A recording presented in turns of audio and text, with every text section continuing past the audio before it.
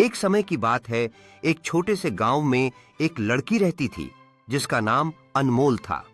अनमोल का दिल बहुत बड़ा था। उसके सपने बहुत ऊंचे थे। हालांकि उसके घर की छत टपकने वाली थी, कपड़े पुराने थे और अम्मा अब्बा दिन रात मेहनत करके मुश्किल से गुजारा करते थे। अनमोल को गांव के बच्चे बहुत प्यारे लगते थे। वह चाहती थी कि गांव के सभी बच्चे स्कूल जाएं, पढ़ें, खेलें और खुश रहें।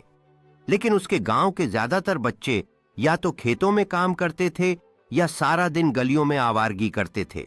एक दिन अनमोल स्कूल से लौट रही थी तो उसने देखा कि गांव के बाहर पेड़ों के पास कुछ बच्चे खेल रहे हैं। वह उनके पास गई और बोली, तुम स्कूल क्यों नहीं जाते? बच्चों ने कहा, हमें पढ़ाई अच्छी नहीं लगती, मास्टर जी डांटते हैं। अनमोल बच्चों को समझाने लगी कि अगर वे पढ़ाई करेंगे तो उनकी जिंदगी बेहतर हो सकती है। उसने कहा, पढ़ाई से हम अपने सपने पूरे कर सकते हैं और अच्छे जीवन की ओर बढ़ सकते हैं। अनमोल को बहुत दुख हुआ। उसने तय कर लिया कि वह इन बच्चों को पढ़ाएगी। अगले दिन उसने अपने मास्टर जी से बात की। मास्टर जी बोले, बिटिया, तुम अकेली क्या कर लोगी? सबको खुद बदलना होगा। लेकिन अनमोल हिम्मत वाली थी। उसने खुद बच्चों को इकट्ठा किया और शाम को पेड़ के नीचे बैठकर उन्हें कहानियां सुनाने लगी।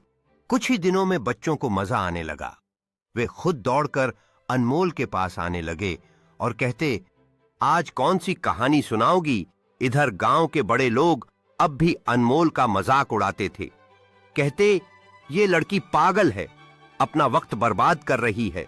मगर अनमोल को अपनी अम्मा की बात याद थी। बिटिया, जो सच्चाई के साथ कुछ बदलना चाहे उसे लोग पहले पागल ही कहते हैं। अनमोल के प्रयासों से बच्चे अब पढ़ाई में दिलचस्पी लेने लगे थे। वे सब मिलकर अक्षर और गिनती सीखने लगे। हर दिन नई कहानी का इंतजार करते थे। कुछ महीने बीते तो अनमोल ने गांव की औरतों के लिए भी कुछ करने का सोचा। उसने बूढ़ी अम्मा के साथ मिलकर औरतों को सिलाई सिखाना शुरू किया। गांव की कुछ औरतें जो खाली बैठती थीं, अब कपड़े सिलने लगीं। इससे उन्हें थोड़े पैसे भी मिलने लगे। एक दिन गांव में तेज बारिश हुई। नालियां बंद होने के कारण गांव की गलियां पानी से भर गईं। लोगों को मुश्किल होने लगी। सबको याद आया कि अनमोल ने कितनी बार कहा था कि गलियां साफ रखो।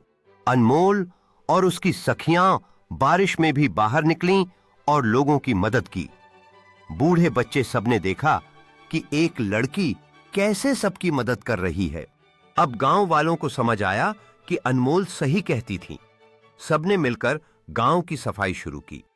चौधरी साहब जो पहले विरोध करते थे, अब अनमोल के पास आए और बोले, बिटिया, तुम तो हमारे गांव की नहीं बल्कि मां जैसी हो। तुमने सबको बदल दिया। अनमोल के आसपास कई बच्चे एकत्र हुए हैं। जैसे वह उन्हें कहानियां सुनाती है, उनके चेहरे खुशी और जिज्ञासा से भरे हुए हैं। किताबें और रंगीन चित्र घास पर बिखरे हुए हैं। अनमोल ने मुस्कुराकर कहा, चौधरी साहब, मैंने अकेले कुछ नहीं किया, सबने मिलकर किया है। अगर सब एक होकर रहें तो कोई भी मुश्किल नहीं रहती।